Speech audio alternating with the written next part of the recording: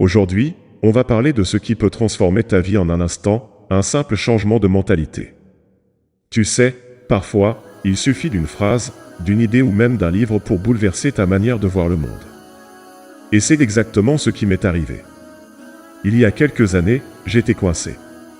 Je travaillais dur, je donnais tout ce que j'avais, mais rien ne semblait avancer. Tu connais peut-être cette sensation? Celle d'avoir l'impression de courir après quelque chose sans jamais l'atteindre. C'était frustrant et, honnêtement, j'étais à deux doigts de tout lâcher. Et puis un jour, totalement par hasard, je suis tombé sur un livre qui allait tout changer pour moi, Père riche, Père pauvre de Robert Kiyosaki. À première vue, je ne m'attendais pas à grand-chose. Encore un livre sur l'argent, me suis-je dit. Mais il y avait quelque chose dans le titre qui m'a intrigué, comme un appel que je ne pouvais pas ignorer. Alors, je l'ai pris et commencé à lire. Dès les premières pages, une phrase a résonné en moi comme un coup de tonnerre. Les gagnants se concentrent sur les opportunités, pas sur les obstacles. Waouh! Je n'avais jamais pensé comme ça. Toute ma vie, j'avais toujours vu les problèmes comme des barrières infranchissables, des montagnes à gravir. Mais cette phrase m'a obligé à me poser une question, et si les obstacles n'étaient pas des ennemis? Et si, au lieu de les craindre, je pouvais apprendre à chercher les opportunités qui se cachent derrière eux? C'est là que tout a changé. Mon état d'esprit, ma façon de voir les choses, ma manière d'aborder les difficultés. Ce simple concept m'a ouvert les yeux sur une vérité que je n'avais jamais comprise. Si je voulais que ma vie change, je devais d'abord changer la manière dont je pensais. À partir de là, chaque épreuve, chaque difficulté a pris un tout nouveau sens. Et c'est cette transformation qui a marqué le début de tout. Mais ne te méprends pas, ce changement n'a pas été facile. Il a fallu du temps, des efforts et beaucoup de réflexion pour commencer à appliquer cette idée dans ma vie quotidienne. Et c'est justement ça que je veux partager avec toi aujourd'hui. Alors, si toi aussi tu te sens coincé, si tu as l'impression que la vie est contre toi, je veux que tu gardes cette phrase en tête. Les gagnants se concentrent sur les opportunités. Crois-moi, elle peut faire toute la différence. Et dans la suite de cette vidéo, on va explorer ce qui m'a vraiment permis de consolider cette transformation. Mais surtout, on va parler du plus grand piège qui empêche souvent les gens de voir ces opportunités, la mentalité de victime. Une des raisons pour lesquelles tant de gens restent coincés dans leur situation, c'est ce que l'on appelle la mentalité de victime. Ça peut paraître fort comme terme, mais crois-moi, c'est un piège dans lequel beaucoup d'entre nous tombent sans même s'en rendre compte. C'est cette voix intérieure qui te dit « c'est la faute des autres, c'est à cause des circonstances, c'est la vie qui m'a joué un mauvais tour ». Je l'ai vécu moi-même, je l'ai ressenti sur ma propre peau. Il y a un moment où je me suis retrouvé à accuser tout et tout le monde pour mes difficultés. Les autres étaient responsables de mes échecs. La société ne me laissait pas ma chance. La chance était quelque chose que les autres avaient, mais pas moi. Ce sentiment, cette croyance que la vie était contre moi, était si puissant qu'il m'empêchait de voir les choses autrement. La vérité, c'est que cette mentalité de victime est une prison mentale. Une fois que tu te laisses enfermer dans ce cadre de pensée, tu as l'impression que tu n'as plus de pouvoir. Tu te sens impuissant, et chaque difficulté devient un fardeau insurmontable. Cela crée une boucle sans fin où tu restes bloqué, paralysé par ta propre perception des choses. Mais l'un des plus grands chocs de ma vie est venu le jour où j'ai lu une phrase qui a brisé cette illusion. Elle provenait des 4 accords Toltec, un livre que j'ai découvert bien plus tard, mais dont la sagesse m'a frappé en plein cœur. La phrase disait « Ne prends rien personnellement ». Tu vois, ce que beaucoup de gens oublient, c'est que, dans la vie, il y aura toujours des obstacles, des critiques, des échecs. Mais cela ne veut pas dire que ces événements sont là pour t'attaquer personnellement. Les autres personnes, leurs comportements, leurs décisions, n'ont rien à voir avec toi. Ce sont leurs propres perceptions et émotions qui les motivent. Ne pas prendre les choses personnellement, c'est un véritable acte de libération. C'est comprendre que ce que les autres font ou disent n'a rien à voir avec ta valeur ou tes capacités. C'est se détacher de l'opinion des autres et comprendre que leurs actions ne définissent pas qui tu es. Tu es maître de ta propre histoire, et tu n'as pas à laisser les comportements des autres déterminer ton chemin. Prenons l'exemple de Sarah, une amie proche qui m'a inspiré à ce sujet. Sarah a perdu son emploi du jour au lendemain à cause de la fermeture d'une entreprise. Elle aurait pu facilement se laisser envahir par le ressentiment et la colère. Mais au lieu de cela, elle a choisi de voir cette épreuve comme une opportunité. Elle ne s'est pas laissée accabler par la situation. Elle n'a pas pris personnellement le fait que l'entreprise ait décidé de la licencier. Elle a simplement vu cette expérience comme un tremplin, une occasion de se réinventer. Sarah a commencé à se former dans un domaine qui la passionnait depuis longtemps, mais qu'elle n'osait jamais entreprendre. Aujourd'hui, elle dirige une entreprise florissante dans ce nouveau secteur. Ce qui était à l'origine une perte dévastatrice est devenu une source de motivation et de succès. Elle n'a pas cédé à la mentalité de victime. Elle a choisi de se concentrer sur ce qu'elle pouvait faire pour avancer et non sur ce qu'elle ne pouvait pas contrôler. Et tu sais quoi? Ce n'est pas une histoire unique. Ce genre de transformation est possible pour tout le monde, mais ça commence par une décision consciente, celle de ne pas se laisser prendre au piège de la mentalité de victime. Ce piège, il est insidieux. Il commence souvent par des petites excuses. On blâme la société, les autres ou la malchance. Je n'ai pas d'argent, ce n'est pas de ma faute si j'ai échoué, les autres ont plus de chance que moi. Ces pensées sont si faciles à avoir. Elles justifient le statu quo, elles justifient l'inaction. Mais si tu veux vraiment changer, il va falloir tout remettre en question. Tu vois, l'une des clés de la réussite, c'est d'assumer pleinement la responsabilité de ta propre vie. Ce n'est pas facile, ce n'est pas instantané, mais c'est absolument nécessaire. Il est temps de prendre conscience que personne d'autre n'est responsable de ton avenir, sauf toi. Si tu veux changer, si tu veux progresser, c'est à toi de faire le premier pas. La seule manière de sortir de cette mentalité de victime, c'est de regarder en toi-même, d'assumer ce que tu peux changer et de travailler avec les ressources que tu as.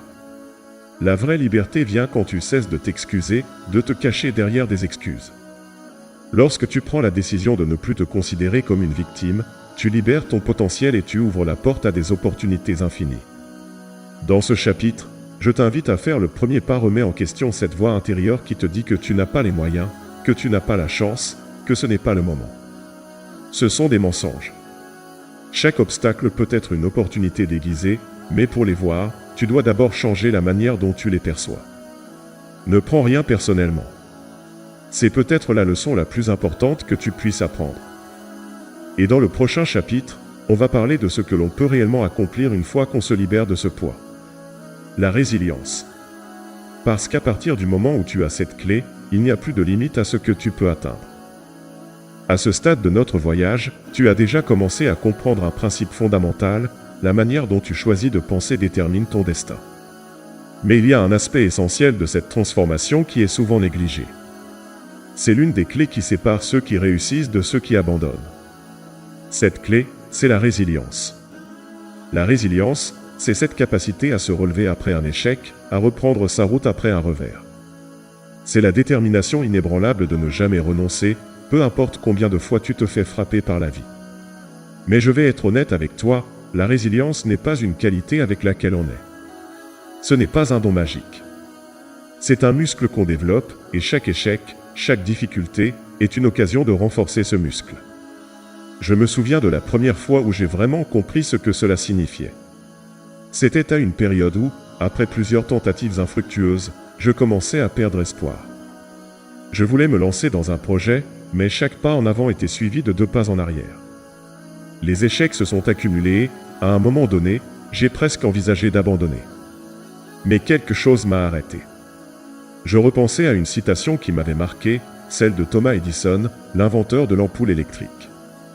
Il disait « Je n'ai pas échoué 10 000 fois, j'ai trouvé 10 000 façons qui ne marchent pas. » Ces mots m'ont frappé comme un coup de tonnerre.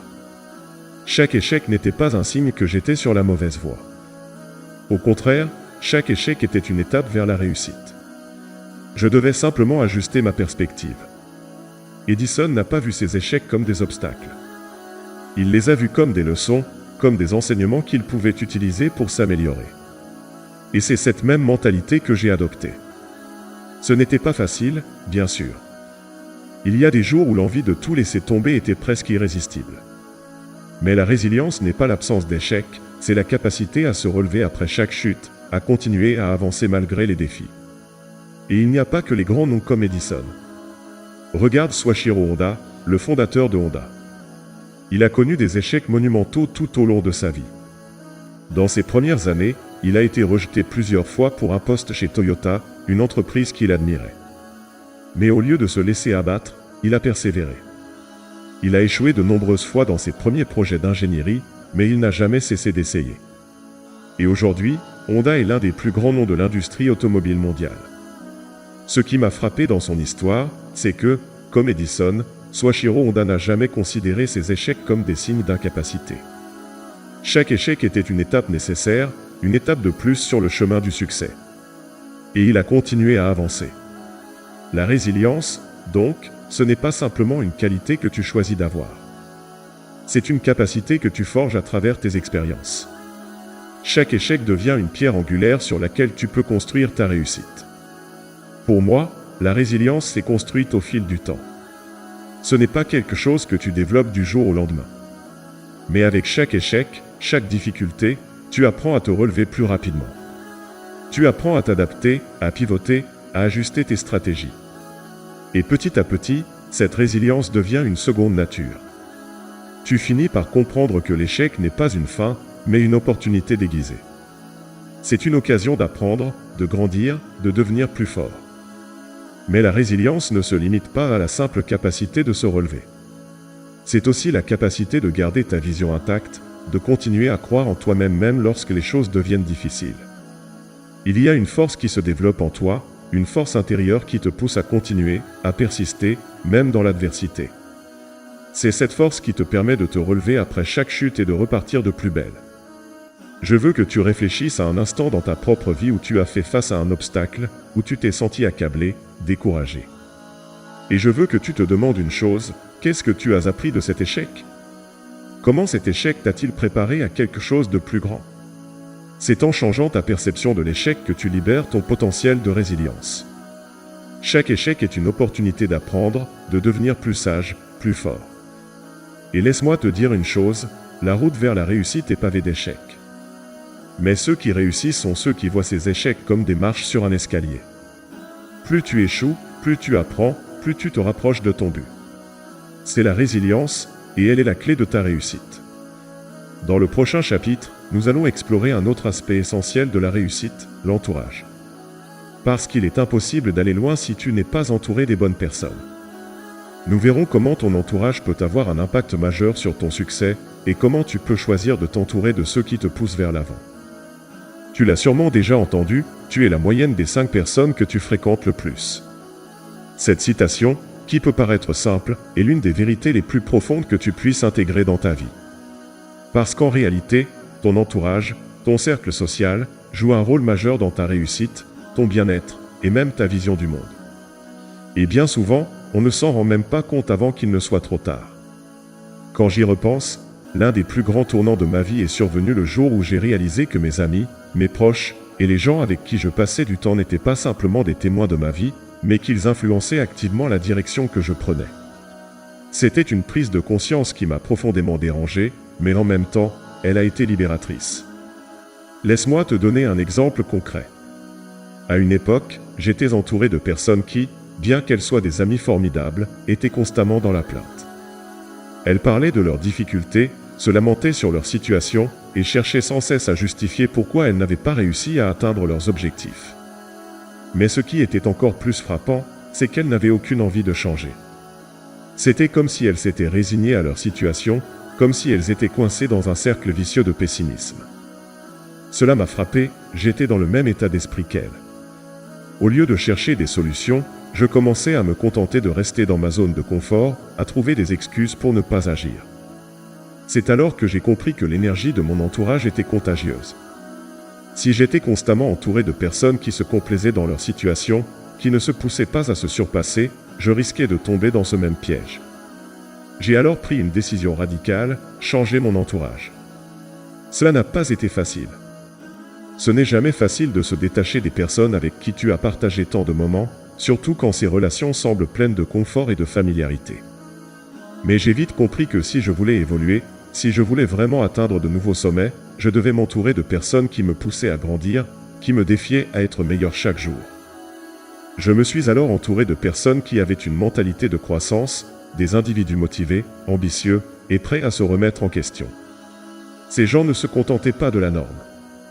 Ils visaient plus haut, ils cherchaient constamment à s'améliorer et à apprendre. leur énergie était positive et proactive. Et il n'a pas fallu longtemps avant que cela ait un impact sur moi. Lorsque tu es entouré de personnes qui croient en toi, qui te soutiennent et qui te montrent ce qu'il est possible d'accomplir, tu commences à voir les choses différemment. Ces personnes te poussent à te fixer de plus grands objectifs, elles te montrent des perspectives que tu n'aurais jamais imaginées, et elles t'inspirent à passer à l'action.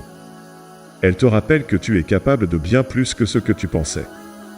Et tout d'un coup, ta vision de toi-même change. Prenons l'exemple de Marc, un ami avec qui j'ai travaillé dans un projet entrepreneurial. Marc venait d'un milieu modeste et sa situation n'était pas idéale.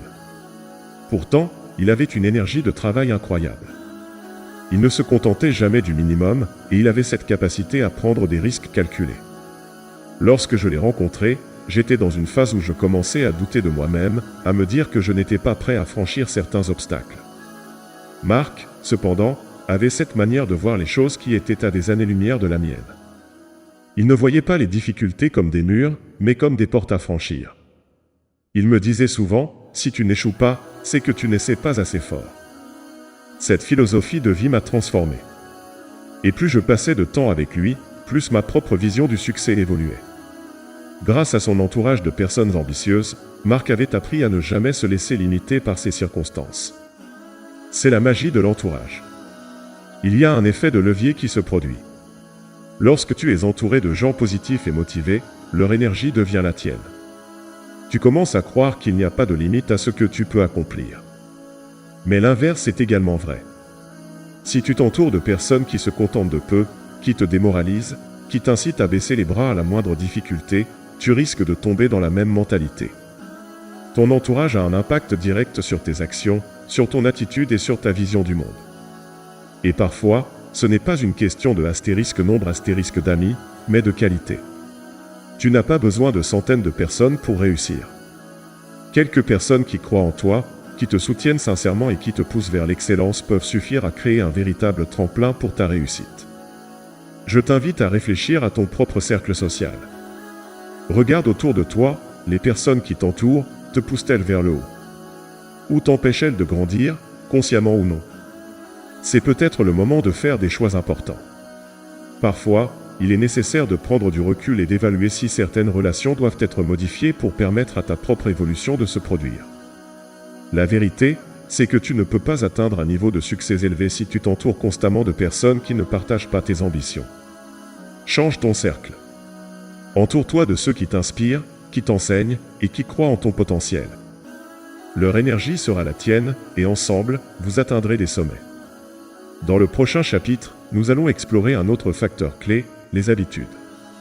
Parce que, même si ton entourage peut te guider, ce sont tes actions quotidiennes qui vont vraiment définir où tu vas. Tu sais, beaucoup de gens attendent le moment parfait pour changer. Ils se disent, un jour, je vais tout recommencer. Un jour, je vais être cette personne disciplinée, organisée, qui réussit tout ce qu'elle entreprend. Mais la vérité, c'est que ce jour n'arrive jamais si tu n'agis pas dès maintenant. La clé du changement, ce ne sont pas les grands gestes spectaculaires, mais les petites actions régulières. Ce sont les habitudes. Ce sont ces petites choses que tu fais tous les jours qui, cumulées, créent des résultats extraordinaires. Je veux te parler d'un livre qui m'a profondément marqué, Atomic Habits de James Clear. Ce livre m'a ouvert les yeux sur une vérité fondamentale, les petites habitudes sont les moteurs de notre transformation. Tu vois, les grandes réussites ne se construisent pas sur une série de coups d'éclat. Elles se construisent sur des actions répétées, sur des habitudes qui deviennent des réflexes. C'est un peu comme la façon dont tu construis un mur en posant brique par brique. Chaque brique semble insignifiante, mais, à mesure que tu avances, tu vois ce mur solide se dresser devant toi. C'est exactement ce que font les habitudes. Chaque petite action que tu fais, chaque décision que tu prends, s'ajoute à la fondation de ta réussite future. Et au bout d'un moment, tout cela se transforme en quelque chose de bien plus grand que la somme des actions individuelles. Je me souviens, au début de mon parcours, j'avais l'intention de changer beaucoup de choses dans ma vie. Mais le problème, c'est que je voulais tout faire d'un coup. Je voulais être plus productif, plus organisé, plus motivé, mais je n'avais aucune structure. Ce que j'ai compris, c'est que si tu veux changer ta vie, tu dois changer tes habitudes. C'est aussi simple que ça. Et pour ce faire, il faut commencer petit. Très petit. Par exemple, un matin, j'ai décidé que je commencerais mes journées différemment. Plutôt que de me lever dans la précipitation, d'attraper mon téléphone et de commencer à me perdre dans les réseaux sociaux, j'ai décidé de prendre 5 minutes pour me concentrer sur moi-même. J'ai commencé par méditer quelques instants, juste pour calmer mon esprit et commencer la journée sur une note positive. Cela ne semblait pas grand-chose, mais à force de répéter ce petit geste tous les matins, il a commencé à avoir un impact majeur sur mon humeur et ma productivité. J'ai aussi mis en place l'habitude de lire quelques pages d'un livre inspirant chaque jour, même si ce n'était que pour 10 minutes. Ces petites actions m'ont permis de commencer chaque journée avec une énergie différente. Et cette énergie m'a poussé à accomplir des choses que je n'aurais jamais cru possibles quelques mois auparavant. Ce qui est fascinant, c'est que ces habitudes ne sont pas difficiles à adopter. Le secret réside dans la constance. Le véritable pouvoir réside dans la répétition. Si tu fais quelque chose tous les jours, même pendant quelques minutes, ces petites actions s'ajoutent les unes aux autres pour créer des résultats énormes. James Clear appelle cela le principe des gains marginaux. Chaque petit progrès, chaque petite amélioration, s'accumule pour produire des résultats exponentiels. Mais il y a aussi quelque chose de fondamental dans la construction de nouvelles habitudes. Tu dois te concentrer sur le processus, pas sur le résultat. Trop souvent, nous nous fixons des objectifs ambitieux et, si nous n'atteignons pas immédiatement le résultat escompté, nous abandonnons. La clé est de se concentrer sur les actions que tu peux contrôler tous les jours, et non pas sur le résultat final. Les résultats viendront d'eux-mêmes, mais ils ne peuvent se produire que si tu te concentres sur les actions qui les conduisent. Pour t'aider à comprendre cela, imagine que tu es un sculpteur. L'objectif n'est pas de créer une statue parfaite dès le début, mais d'enlever la pierre de manière régulière, petit à petit. Chaque coup de burin que tu donnes semble insignifiant, mais, au fur et à mesure, une œuvre magnifique prend forme. C'est la même chose pour tes habitudes. Ce n'est pas la taille de chaque action, mais la constance et la persévérance qui comptent. Parlons de quelques habitudes qui, à mon avis, peuvent changer ta vie si tu les adoptes. Ces habitudes sont des leviers puissants qui, à force de répétition, auront un impact énorme sur ta productivité et ton bien-être. 1. Commencer ta journée par une action motivante. Cela peut être une petite chose, comme faire une série d'étirements, écouter un podcast inspirant ou lire une citation motivante. L'idée est de commencer la journée avec une action positive, quelque chose qui te donne de l'énergie et qui t'incite à attaquer la journée avec confiance. 2. Concentrer ton énergie sur une tâche précise chaque jour. Au lieu de te disperser, choisis une tâche importante et concentre-toi dessus. Fais-le de manière régulière, même si cela signifie travailler seulement 30 minutes par jour au début. L'important, c'est de maintenir la concentration et de faire un petit pas chaque jour dans la direction de tes objectifs. 3. Prendre du temps pour réfléchir à tes progrès. Chaque jour, prends quelques minutes pour te poser et réfléchir à ce que tu as accompli, à ce qui a bien fonctionné, et à ce que tu peux améliorer. Cette simple habitude de réflexion t'aide à rester sur la bonne voie et à ajuster tes actions pour continuer à avancer. L'important, c'est que tu ne sous-estimes jamais l'impact de ces petites actions quotidiennes. Elles ont le pouvoir de transformer ta vie, mais uniquement si tu es constant dans ta pratique. N'attends pas que l'inspiration vienne d'elle-même. Fais-en une habitude. C'est dans la discipline quotidienne que réside la véritable puissance. Je veux que tu te demandes une chose, quelles sont les petites habitudes que tu pourrais mettre en place aujourd'hui pour commencer à transformer ta vie dès maintenant. C'est en commençant par ces petites actions que tu verras ta vie changer, pas à pas. Dans le prochain chapitre, nous reviendrons à l'essentiel, pourquoi tout commence avec toi. Parce que peu importe les obstacles, les échecs ou les défis, c'est ta mentalité et tes actions qui vont déterminer ton avenir. Tu vois, tout ce que nous avons exploré aujourd'hui, toutes ces idées, ces principes, ces habitudes, ne seraient rien sans l'une des vérités fondamentales, tout commence avec toi. Peu importe les circonstances, les défis ou les échecs, il y a une chose que tu peux toujours contrôler, ta mentalité et tes actions. Les excuses, les regrets, les « si seulement » n'ont aucune place ici. Les excuses ne construisent rien. Ce qui construit, ce qui transforme, ce sont tes décisions, tes choix, et surtout ton engagement à aller de l'avant, peu importe les obstacles. Chaque jour, tu as le pouvoir de choisir de te relever, de recommencer, d'avancer. Oui, tu peux tomber, tu peux échouer, mais l'important, c'est de te relever, d'apprendre de chaque expérience, et de continuer à avancer. La vie n'est pas une ligne droite. Il y a des hauts, des bas, des moments de doute, mais chaque échec est une occasion de grandir, d'apprendre et de revenir plus fort. Je sais que tu as des rêves, des objectifs, des aspirations qui sont peut-être encore dans ta tête, peut-être même un peu lointains. Mais la vérité, c'est que tout commence avec toi. Ta réussite n'est pas une question de chance, ni de circonstances idéales. C'est une question de décision. Et aujourd'hui, tu as la possibilité de décider que tu es prêt à changer, à grandir et à agir. C'est à toi de décider si tu veux être la personne qui se laisse freiner par les obstacles ou celle qui les surmonte avec détermination. Alors, je vais te poser une question simple, mais puissante. Es-tu prêt à devenir un vainqueur? Es-tu prêt à prendre ta vie en main, à changer tes habitudes, à te relever chaque fois que tu tombes et à avancer avec une mentalité de gagnant? Parce que c'est cette mentalité, plus que tout, qui fera toute la différence. Si tu as écouté jusqu'ici, c'est que tu es déjà sur la bonne voie. La prochaine étape, c'est maintenant. Fais le premier pas, commence aujourd'hui. Fais-le pour toi, pour ta vision, pour la vie que tu sais au fond de toi que tu es capable de créer. Tu as tout ce qu'il faut en toi. Il n'y a pas de demain qui soit mieux que maintenant. Je te laisse sur cette pensée, la route est longue, mais elle commence par un premier pas. Et ce premier pas, c'est toi qui le fais. Merci d'avoir pris le temps d'écouter, et je te souhaite tout le meilleur dans ce voyage.